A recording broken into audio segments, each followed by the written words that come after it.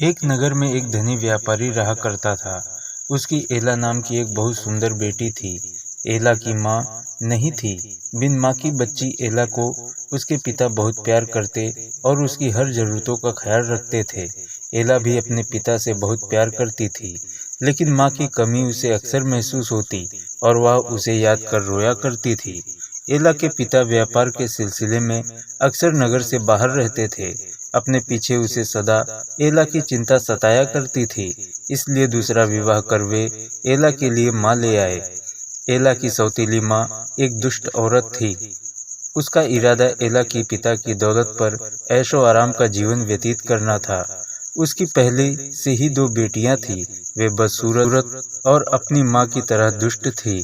शादी के बाद एला की सौतेली माँ और बहनें उसके घर पर रहने लगी। एला के पिता के सामने तो वे उससे बहुत मीठी बातें करती और बहुत अच्छा व्यवहार करती, लेकिन उसके पीठ पीछे उसे तंग करने का कोई अवसर हाथ से जाने नहीं देती थी। एक रोज एला के पिता को व्यापार के सिलसिले में नगर से बाहर जाना पड़ा। कई महीने गुजर गए। एला इंतजार करती रही, लेकिन उसके पिता नहीं लौटे। एक दिन उनके मौत की खबर आई। पिता के जाने के बाद एला अकेली रह गई। उसकी दुष्ट सौतेली माँ घर की मालकिन बन बैठी और एला की हालत अपने ही घर में नौकरानी जैसी हो गई। राजकुमारी की तरह जीवन जीने वाली एला को उसकी सौतेली माँ पहनने के लिए फटे पुराने कपड़े देती और घर का पूरा काम करवाती। फटे पुराने कपड़ों में भी एला बहुत सुंदर लगती थी, इसलिए उसकी दोनों बदसूरत बहनें उससे जलती कुढ़ती रहती थी। अकेली एला के दोस्त उस घर में रहने वाले दो चूहे और एक नन्ही चिड़िया थी। दिन भर काम करने के बाद जब भी समय मिलता वह उनके साथ खेला करती। रात को थककर वह अंगीठी के किनारे ही सो जाती। सोते समय अंगीठी की राख छिटक कर उस पर गिरने लगती। सुबह सुबह उस पर अंगीठी की राख बिखरी होती, जिसे देखकर उसकी सौतेली बहनें उसे सिंडर एला के नाम से चिढ़ाती। धीरे धीरे उसका नाम सिंड्रेला पड़ गया। एक बार पूरे राज्य में यह घोषणा हुई कि राजा राजमहल में एक बहुत बड़े जलसे का आयोजन कर रहे हैं। उस जलसे में आने वाली लड़कियों में से ही एक लड़की राजकुमार विवाह के लिए चुनेंगे। जलसे में राज्य की सभी लड़कियों को बुलाया गया। इस घोषणा के बारे में जब सिंड्रेला की सौतेली बहनों को पता चला तो वे भी जलसे में जाने की तैयारियां करने लगी।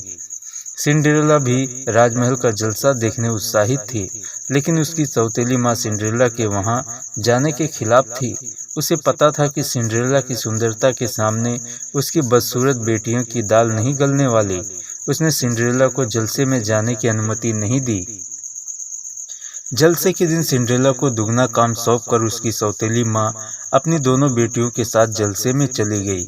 उदास सिंड्रेला दिन भर काम करती रही और जलसे के बारे में सोचती रही।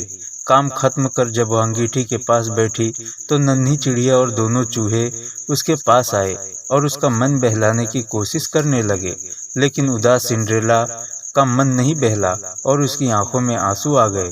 वह अपनी माँ को याद करने लगी और सोचने लगी कि उसकी माँ होती तो आज वह भी जलसे में जा पाती। सिंड्रेला यह सोच ही रही थी कि अचानक उसके सामने एक परी प्रकट हुई। परी ने सिंड्रेला से उसकी उदासी का कारण पूछा तो उसने जलसे की बात उसे बता दी। परी ने सिंड्रेला को जलसे में जाने के लिए तैयार किया। अपनी जादुई छड़ी से उसके सामने उसके फटे पुराने कपड़े को नए और खूबसूरत कपड़े में बदल दिया। रसोई में रखे कद्दू को उसके जादू से खूबसूरत बग्गी बना दी। दोनों चूहे घोड़े बन गए और चिड़िया कोचवान। सिंड्रेला की खूबसूरत पैरों में भी परी ने कांच की जूतियां पहनाई और आंखों पर नकाब पहना दिया। अब सिंड्रेला बग्गी पर बैठकर जलसे में जाने के लिए तैयार थी। जाते जाते परी ने उसे कहा कि उसका जादू रात 12 बजे तक ही है। 12 बजे के पहले उसे किसी भी सूरत में वापस आना होगा, नहीं तो जादू समाप्त होते ही वह अपने फटे पुराने कपड़ों में आ जाएगी। सिंड्रेला ने परी को वचन दिया कि वह रात 12 बजे से पहले घर वापस आ जाएगी और जलसे के लिए निकल गई। सिंड्रेला जब जलसे में पहुंची तो सब उसकी सुंदरता देखकर हैरान थे। वह जलसे की सबसे सुंदर लड़की थी। जब उसकी सौतेली बहनों ने उसे देखा तो जल भुन कर रह गई, लेकिन नकाब के कारण उसे पहचान न सकी। राजकुमार की नजरें भी सिंड्रेला पर ठहर गई। राजकुमार को पहली ही नजर में सिंड्रेला से प्रेम हो गया था। वह उसे पास गया, उसे नृत्य के लिए आमंत्रित किया। सिंड्रेला और राजकुमार पूरी शाम एक साथ नृत्य करते रहे। जलसे में उपस्थित हर लड़की उन्हें देखकर ईर्ष्या करती रही। नृत्य करते समय राजकुमार ने सिंड्रेला से उसके बारे में पूछा तो सिंड्रेला ने अपनी पहचान छुपा ली और उसे कुछ नहीं बताया। बहुत दिनों बाद घर से बाहर निकली सिंड्रेला बहुत खुश थी। इस खुशी में परी की बात उसके जेहन से निकल गई। रात के 12 बजते साथ ही जब घड़ी का घंटा बजा तो उसे परी की बात याद आई कि 12 बजे के पहले उसे हर हाल में वापस आना है। वह राजकुमार का हाथ छुड़ाकर महल के बाहर खड़ी बग्गी की ओर भागी। राजकुमार उसे जाने नहीं देना चाहता था। वह भी उसके पीछे भागा। भागते भागते महल के दरवाजे के पास सिंड्रेला के एक पैर की जूती निकल गई। सिंड्रेला के पास उसे फिर से पहनने का समय नहीं था। वह उसे वहीं छोड़कर बग्गी में बैठ गई। राजकुमार जब दरवाजे तक पहुंचा, बग्गी जा चुकी थी और सिंड्रेला भी। राजकुमार उदास हो गया और महल में जाने लगा। तभी दरवाजे पर पड़ी कांच की जूती पर उसकी नजर पड़ी और उसने उसे उठा लिया। इधर सिंड्रेला जैसे ही घर पहुंची, परी के जादू का प्रभाव समाप्त हो गया। वह पहले की तरह अपने फटे पुराने कपड़ों में आ गई। बग्गी फिर से कद्दू बन गया। चूहे और नन्ही चिड़िया भी अपने असली रूप में वापस आ गए। लेकिन सिंड्रेला बहुत खुश थी। उसने परी का शुक्रिया अदा किया।